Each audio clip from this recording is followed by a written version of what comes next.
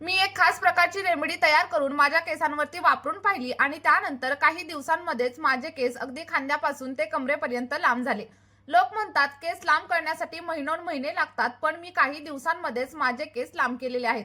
जर तुम्हाला विश्वास बसत नसेल तर तुम्ही आपला हा उपाय माझ्या सांगितलेल्या पद्धतीने जास्त नाही फक्त 7 दिवस ट्राय करून बघा. तुम्हाला तुमच्या केसांवरती अगदी 100% रिझल्ट मिळतील. आणि जर कोणत्याही कारणामुळे तुम्हाला रिझल्ट मिळाले नाही तर तुम्ही मला कमेंटमध्ये नक्की सांगा की मला याचा काहीच रिझल्ट मिळाला नाही. मी तुम्हाला दुसरा उपाय देखील नक्की सजेस्ट करेन. जर तुम्हालाही तुमचे केस लांब आणि दाट मजबूत बनवायचे असतील तर हा व्हिडिओ तुमच्यासाठीच आहे. चला तर मग आपल्या व्हिडिओला आपण सुरुवात करूया. पण त्या अगोदर तुम्ही आपला हा व्हिडिओ कोणत्या गावामधून किंवा मग कोणत्या शहरामधून पाहत आहात मला कमेंटमध्ये नक्की सांगा. बघा, आपला हा उपाय बनवण्यासाठी सर्वात अगोदर आपण भेंडीचा वापर करणार आहोत. कारण भेंडी आपल्या आरोग्यासाठी खूप चांगली मानली जाते आणि त्याहूनही जास्त ती आपल्या केसांसाठी फायदेशीर आहे. कारण भेंडीमध्ये भरपूर प्रमाणात व्हिटॅमिन ए, व्हिटॅमिन सी आणि व्हिटॅमिन के असतं, जे आपल्या केसांच्या मुळांना मजबूत बनवतं. आणि सध्या उन्हाळा सुरू आहे आणि उन्हामुळे आपले केस खूप जास्त कोरडे आणि निर्जीव होतात. त्यामुळे केसांची मुळं कमकुवत होतात आणि केस गळती देखील सुरू होते. आणि सोबतच आपल्याला टक्कल पडण्याची समस्या देखील निर्माण होते. जर तुम्हाला टक्कल पडण्यापासून वाचायचं असेल तर भेंडीचा आपला हा उपाय एकदा नक्की ट्राय करा. यामुळे केसांच्या सगळ्या समस्या दूर होतील. आणि आता हा उपाय कशा प्रकारे वापरायचा, किती प्रमाणात वापरायचा आणि आठवड्यामधून किती वेळा वापरायचा हे सगळं जाणून घेण्यासाठी तुम्ही व्हिडिओ शेवटपर्यंत नक्की बघा.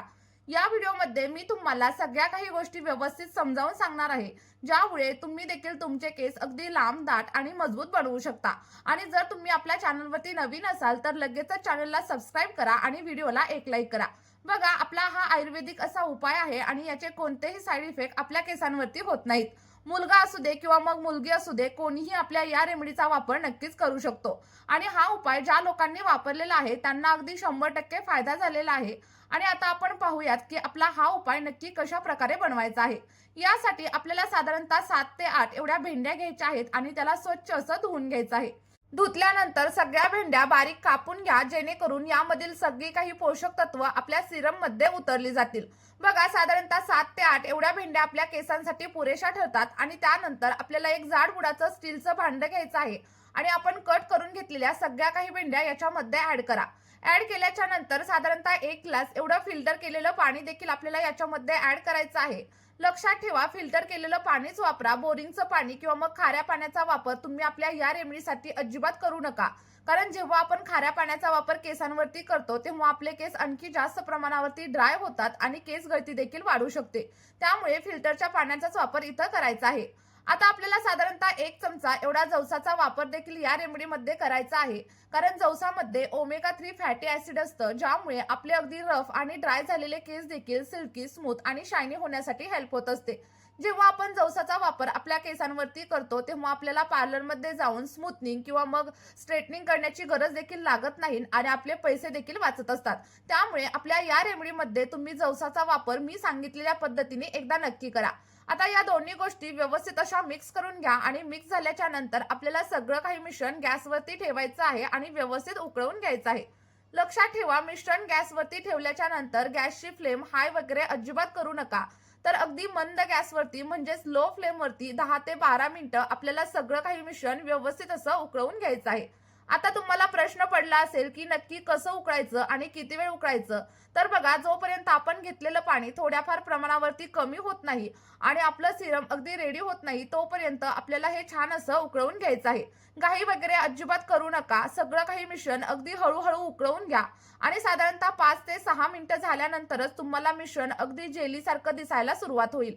आणि म्हणजेच आपल्याला हे मिश्रण अगदी ॲलोवेरा जेल सारखं झालेलं दिसेल. यामुळे आपल्या केसांना अगदी खोलवर जाऊन पोषण मिळतं आणि सोबतच आपली केस गळती देखील बंद होते. साधारणतः 10 ते 12 मिनिटं उकळून झाल्याच्या नंतर आपल्याला गॅसची फ्लेम बंद करायची आहे आणि त्यानंतर आपलं सगळं काही मिश्रण थंड होण्यासाठी ठेवून द्यायचे. लक्षात ठेवा, गरम असताना कोणतंच मिश्रण किंवा मग कोणताही पदार्थ केसांवरती अप्लाय करू नका. कारण जर तुम्ही असं केलं तर केसांची मुळं देखील कमकुवत होऊ शकतात आणि तुम्हाला केस गळतीचा प्रॉब्लेम जास्त प्रमाणावरती जाणवू शकतो. आणि सोबतच तुमच्या केसांना स्प्लिट एंड देखील येऊ शकतात. त्यामुळे कोणतीही गोष्ट थंड करा आणि त्यानंतरच आपल्या केसांवरती अप्लाय करायला सुरुवात करा. आता बघा इथं आपलं सगळं काही मिश्रण अगदी 10 मिनिटांसाठी आपण थंड करून घेणार आहे आणि त्यानंतर एखाद्या कापडाच्या साहाय्याने किंवा मग माझ्यासारखं तुम्ही एखाद्या स्ट्रेनरच्या साहाय्याने देखील सगळं काही मिश्रण गाळून घेऊ शकता.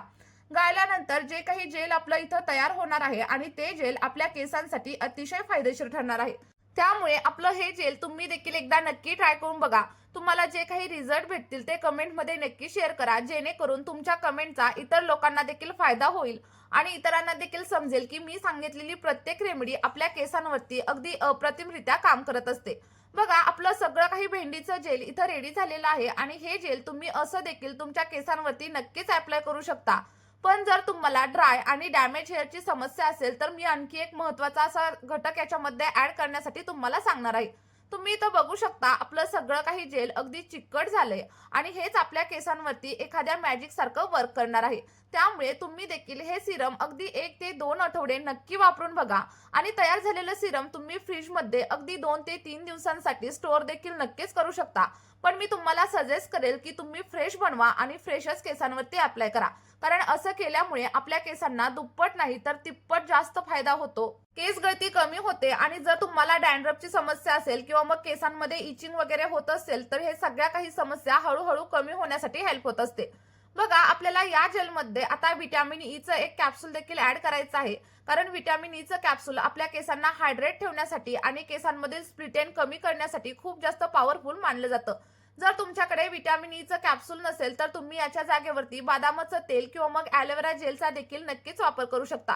कारण ॲलोवेरा जेल देखील आपल्या केसांना हायड्रेट ठेवण्यासाठी आणि स्मूथ आणि सिल्की बनवण्यासाठी खूप जास्त प्रमाणात हेल्पफुल असतं. साधारणतः एक व्हिटॅमिन ईचं कॅप्सूल आपल्याला याच्यामध्ये ऍड करायचं आहे आणि त्यानंतर आपलं सगळं काही जेल व्यवस्थित असं 1 ते 2 मिनिटांसाठी मिक्स करून घ्या. आणि मिक्स झाल्याच्या नंतर आता हे केसांवरती कशा प्रकारे अप्लाय करायचं हे देखील आपण पाहणार आहोत. बघा केसांवरती जेल अप्लाय करण्याच्या अगोदर केस व्यवस्थित असे डिटँगल करून घ्या आणि त्यानंतर केसांच्या मुळांवरती आणि केसांच्या लेंथवरती अप्लाय करून घ्या. अप्लाय केल्याच्या नंतर अगदी 2 ते 3 मिनिटं हलक्या हाताने मसाज करा, जेणेकरून आपल्या जेलमधील सगळे काही पोषक तत्व आपल्या केसांच्या मुळांना भेटतील आणि केस अगदी जलद गतीने वाढण्यासाठी सुरुवात होईल. अप्लाय केल्याच्या नंतर साधारणतः 40 मिनिटं किंवा मग 1 तास हे जेल आपल्याला केसांवरती असंच ठेवायचं आहे आणि त्यानंतर अगदी माइल्ड शॅम्पूने आपल्याला हेअर वॉश करायचं आहे.